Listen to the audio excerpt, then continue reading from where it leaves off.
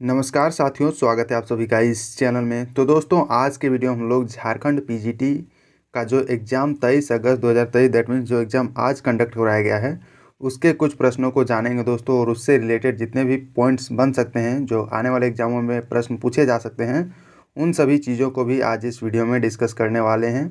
तो दोस्तों, ऐसे ही प्रश्न पूछे जा रहे हैं जो मैंने यहाँ पर डाला हुआ है, तो आप ध्यान से देखिए, वीडियो को पूरा देखिए। और जो लोग इस चैनल में नए हैं दोस्तों, वो ज़रूर से ज़रूर इस चैनल को सब्सक्राइब करें। तो चलिए दोस्तों, जानते हैं आज के प्रश्नों को।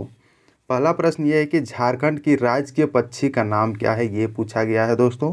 तो इसका नाम है दोस्तों कोयल, जो है ये हमारे झारखंड राज्य की राजकीय पक्षी हैं। और इनसे रिलेटेड और भी चीज़ें चलिए जानते हैं, जैसे कि राजकीय वृक्ष अगर देखा जाए, जिसको साल बोला जाता है, जिसको सखुआ भी बोला जाता है, ये हमारे झारखंड का राजकीय वृक्ष है। अगर इसका वैज्ञानिक नाम अगर देखा जाए तो इसको सोरिया रोबस्टा इसको बोला जाता है। और जो राजकीय पुष्प है ये पलाश का फूल है, जिसको ब्यूटी मोनोस्पर्मा इसको बोला जाता है। राजकीय पशु है दोस्तों, जिसको हाथी बोला जाता है, इसको बोला जाता है वैज्ञानिक नाम में अगर देखा जाए तो ये एलिफस मैक्सिमस इसको बोला जाता है। और जो राजकीय पक्षी जिसको कोयल बोलते हैं, इसी को बोला जाता है इसको बोला जाता है एडिनेमिस अस्कोलोपिकस, इसको बोला जाता है कोयल का वैज्ञानिक नाम। तो ये सभी चीज़ें हैं दोस्तों जो इस प्रश्न से रिलेटेड है। हो सकता है आने वाले एग्जामों में आपको वैज्ञानिक नाम पूछा जाए, या फिर और भी जितने भी यहाँ पर पॉइंट्स हैं उन सभी से प्रश्न बन सकता है। तो चलिए दोस्तों, जानते हैं अब अगले प्रश्न की ओर। जो अगला प्रश्न जो पूछा गया है ये है कि द्विज का पर्यायवाची शब्द क्या होगा, ये पूछा गया था। तो दोस्तों, इसका अगर पर्यायवाची शब्द देखा जाए तो इसका बहुत सारा पर्यायवाची शब्द होता है, जिसमें से आपको ब्राह्मण एक ऑप्शन में आपको दिखा होगा, तो यही इसका करेक्ट आंसर होगा। अगर और भी देखें तो भूदेव, विप्र, महिदेव, अग्रजन्मा और द्विजाति, दांत, दस्न, रत्न, रद, दंत, मुख, खुर, पक्षी, शकुनी, पतंग, अड़ंज, सुकुंद, दंत, रथ, ये सभी जो दोस्तों जो कि द्विज का ये पर्यायवाची शब्द है। अब नेक्स्ट जानते हैं जो दोस्तों, जो अगला प्रश्न जो पूछा गया था कि संथाली लोग अपने निवास स्थान को क्या कहते हैं। तो दोस्तों, इन लोगों के द्वारा अपने निवास स्थान को दामिने कोह बोला जाता है। जो लोग संथाल जनजाति से बिलोंग करते हैं वे लोग दोस्तों अपने निवास स्थान को दामिने कोह बोलते हैं। तो चलिए दोस्तों, संथाल जनजाति से रिलेटेड और भी जो उतने भी पॉइंट्स बन सकते हैं, जो इम्पोर्टेंट, जो आने वाले एग्जामों के लिए वो महत्वपूर्ण हो सकते हैं, उन सभी को भी जानते हैं। तो दोस्तों, ये जो संथाली जनजाति है ये झारखंड में सर्वाधिक जनसंख्या वाली जनजाति है, तथा भारत की तीसरी सबसे बड़ी जनजाति इसे माना जाता है, जो संथाल जनजाति के जो लोग हैं। और अगर देखा जाए तो ये राज्य की कुल जनजातीय आबादी में संथाल आबादी का जो है दोस्तों, ये 35% जो हिस्सा है ये संथाल जनजातियों का है। और संथाल जनजाति का जो निवास क्षेत्र है दोस्तों, जो परगना, संथाल परगना जो है, वहाँ पर मेनली जो संथाल जनजाति लोग ये निवास करते हैं। और अगर इसको देखा जाए प्रजाति और भाषाई दृष्टिकोण से, तो ये ऑस्ट्रो एशियाटिक भाषा समूह से ये बिलोंग करते हैं। इन लोगों की जो भाषाई समूह है ये ऑस्ट्रो एशियाटिक है। और अगर जनजातीय समूह अगर देखा जाए तो ये प्रोटो ऑस्ट्रेलाइड समूह से ये बिलोंग करते हैं। और ऐसा माना जाता है कि जो संथाल जनजाति के जो लोग होते हैं, उन सभी का जो ब्लड ग्रुप होता है जो दोस्तों, ये मेनली ये ब्लड ग्रुप बी इन लोगों में पाया जाता है। तो ये ध्यान में रखें। और जो झारखंड में संथालों का विस्तार अगर देखा जाए, संथाल परगना के अलावा हजारीबाग, बोकारो, चतरा, रांची, रामगढ़, गिरिडीह, ये धनबाद, लातेहार, इन सभी इलाकों में ये देखने को मिलता है, जो संथाल जनजाति के जो लोग होते हैं। और इन जनजाति में अगर देखा जाए तो लुगु बुरु को संथालों का संस्थापक पिता माना जाता है संथाल जनजाति में। और भी पॉइंट्स है, जैसे कि अगर जनजातीय दृष्टिकोण से देखा जाए तो संथाल की राजनीतिक मांझी परगणित व्यवस्था कहलाती है।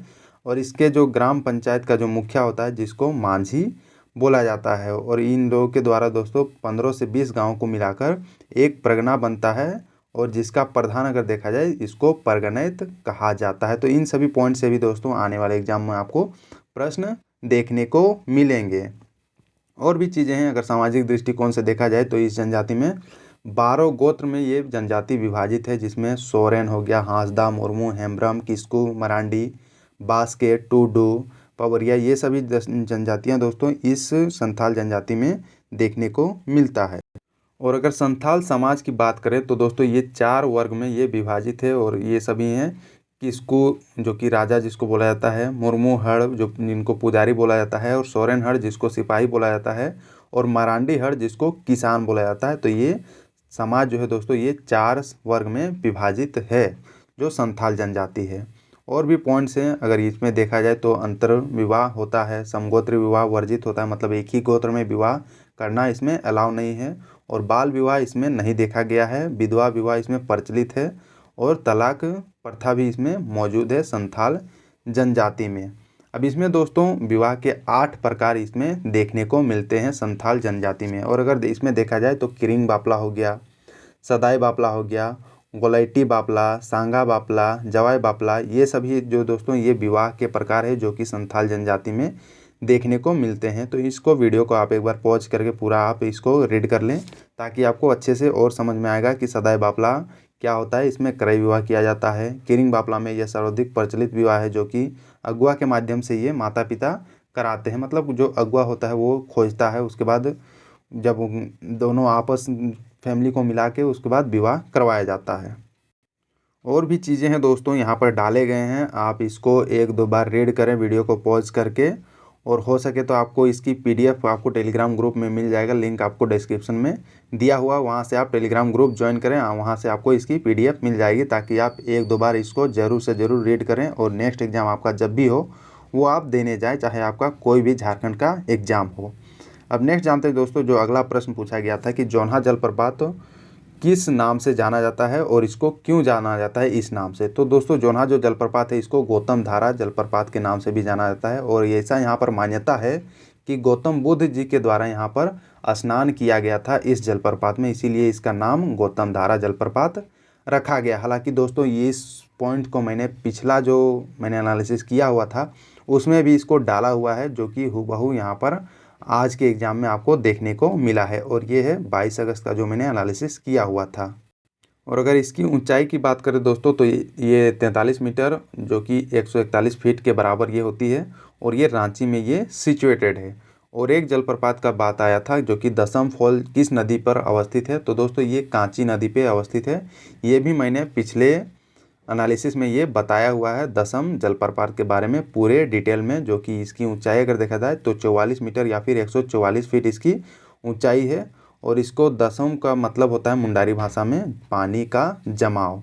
तो ये था दोस्तों जो कि मैंने पिछले एनालिसिस मतलब पिछले दिन में मैंने जो एनालिसिस किया हुआ था उसमें ये मैंने डाला हुआ था। जिन लोगों के द्वारा वो वीडियो देखा गया होगा उन लोगों को ये प्रश्न दोस्तों ईजिली बन गया होगा, और 2 क्वेश्चन ईजिली वो करेक्ट किया होगा। नेक्स्ट है दोस्तों अगला प्रश्न जो पूछा गया था टाइप्स ऑफ टोपोलॉजी, मतलब कंप्यूटर से रिलेटेड था, जो कि टोपोलॉजी से ये रिलेटेड प्रश्न पूछा गया था, जो कि एग्जैक्ट प्रश्न इसमें प्राप्त नहीं हुआ है। तो इसमें अगर देखा जाए तो ये 5 प्रकार के टोपोलॉजी कंप्यूटर में देखने को मिलता है, जो कि आपस में जो दोस्तों कंप्यूटरों को कनेक्ट करता है उसको क्या बोला जाता है, टोपोलॉजी बोला जाता है। जिसमें बस टोपोलॉजी हो गया, रिंग टोपोलॉजी हो गया, ट्री टोपोलॉजी हो गया, स्टार टोपोलॉजी हो गया, और मेश टोपोलॉजी, ये सभी जो है मेनली 5 प्रकार के जो पॉपुलर टोपोलॉजी जो कंप्यूटर में देखने को मिलता है। तो दोस्तों ये था जो कुछ प्रश्न प्राप्त हुए थे। इसके अलावा दोस्तों रीजनिंग में डायरेक्शन से, सिलोगिज्म से, ब्लड रिलेशन से, और मैथ में दोस्तों ऐसा बताया जा रहा है कि काफ़ी टफ प्रश्न इस बार डाले गए थे आज के दिन में। तो आप अगर मैथ की तैयारी करें तो उसको अच्छे से तैयारी करके जाएं ताकि आपका मैक्सिमम क्वेश्चन दोस्तों वो सही हो पाए। और भी प्रश्न जो पूछे गए थे जैसे कि वगैरह वगैरह जो झारखंड के करंट अफेयर से प्रश्न पूछे गए थे, योजना वगैरह से भी प्रश्न डाले गए थे दोस्तों आज के जो एग्ज़ाम हुआ था उसमें। तो दोस्तों जितना प्रश्न इसमें प्राप्त हुआ उतना मैंने इसमें बता दिया, उनसे रिलेटेड जो भी इंपॉर्टेंट पॉइंट्स थे उन सभी को भी मैंने बता दिया।